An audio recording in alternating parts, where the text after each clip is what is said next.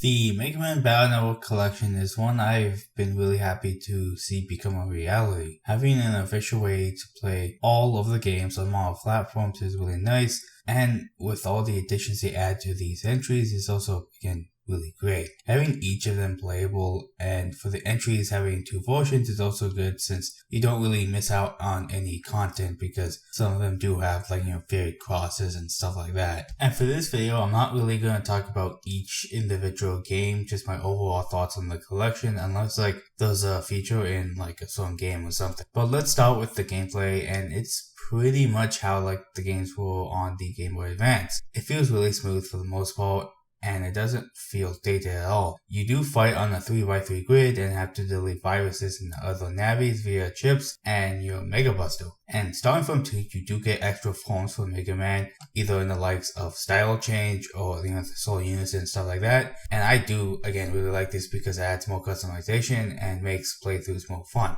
You also do some stuff in the real world as well, but it's mostly just, getting from place to place and sometimes helping Mega Man do something he can't do on the net, which again is nice. It's just, for me, the main focus is just the net battle stuff. And the music here, I don't know if they ended up enhancing, but I still think it sounds fine. I really do like the music in Battle Network, so even if all they did was just uncompress the music, it's still nice. I also really do love the features a lot here since we didn't really get a lot of them in North America. And of course, that's the only version I really played. You do get the e-reader cards here, which, they were just cards you scan with the e-reader. It pretty much gives you fun ways to customize Mega Man, unlock certain requests in 6, and you also get some chips. The chips are pretty common throughout, the games. What I mean is that, each game gets it. Some games get a little bit more of the e-reader stuff, some don't, but again, that's mostly from what I've seen in the collection.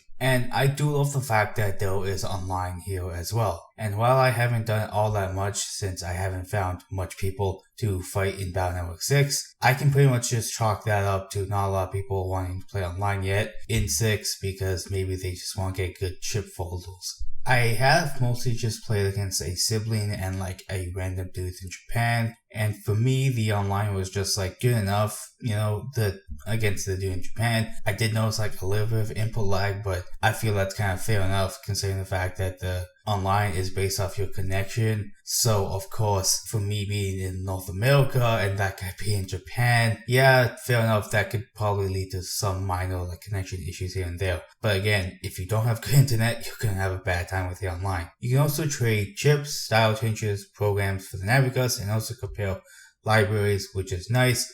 Basically, how do you expect to play it on the actual Game Boy Advance with the link cable? And I do believe Battle Network 4 has a thing to face tournament bosses online via your friends sending them over, so of course that does sound cool. I just haven't used it yet, but again, sounds cool. Also, I just want to mention, just in case, each game does have their own online, so again, I guess it could bring up their own metagame and stuff like that. And also there's the graphics of the game, and well, the GBA games, I still think they look nice. There's also a filter to smooth them out, and I actually don't mind it, but I can understand why people wouldn't like it. I do kind of wish there were more filters, like a Game Boy Advance color accurate filter, and maybe even a CRT one, but the ones we have now are fine because it's just a smoothing filter and no smoothing filter. But overall, I can say this is a good collection, and not even counting the same versions of games like 3, 4, 5, and 6, there's still a good amount of games here. And even if you do want to count the other games, you still get the same game, but you at least get to experience, what the other crosses and just stuff like that is. And I do think it is kind of sucky that some of the games like 1 and 5 don't have the upgrades they have in the DS versions. I can kind of understand it since, they are focusing on the Game Boy Advance games, and if they really want to, they could have added the DS versions, but again, this is just the original releases, how they were. And I don't mind that as much because we get, all the Japanese exclusive stuff and online, but I can understand why some people just could be kind of upset by that. And, 4 didn't really get the changes because, that one has some annoying stuff here and there with you have to do the game 3 times just to get every single cross.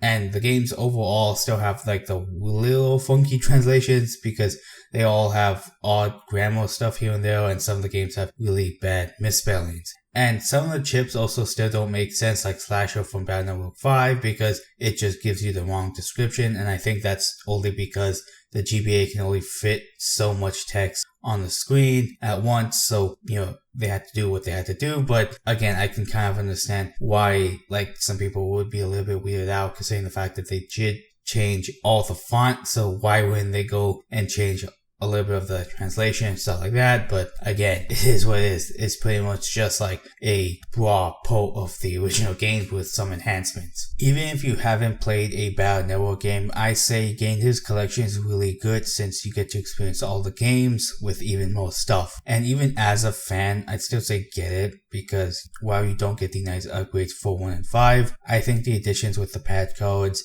and online make it somewhat worth it, at least for me. These games have, again, released over 20 years ago. Some are getting there, some are over it, but of course they're going to have some mistakes here and there, especially with like the tight schedule, since I believe for the most part they were released like almost yearly back in the day. So of course they're going to have some rushed aspects to them. And while that sucks, I still think they have charm, and I still think they're, again, really fun games. Of course, some of you might be annoyed at, not them fully upgrading it, but again, for the most part, these are just ports of the game, so I can kind of understand why they wouldn't spend too much time rehauling everything. I kind of wish they did, but again, it probably would have like pushed the game so far behind that they would just have to release it as a totally different game or something, It is what it is, and I understand why. It's just, again, I still had fun with these games. And while I haven't beat every single game so far, I at least tried them, and they do play fine and work as they originally did. And I did play this on PC, and I also tried it on the Steam Deck, and that also works fine.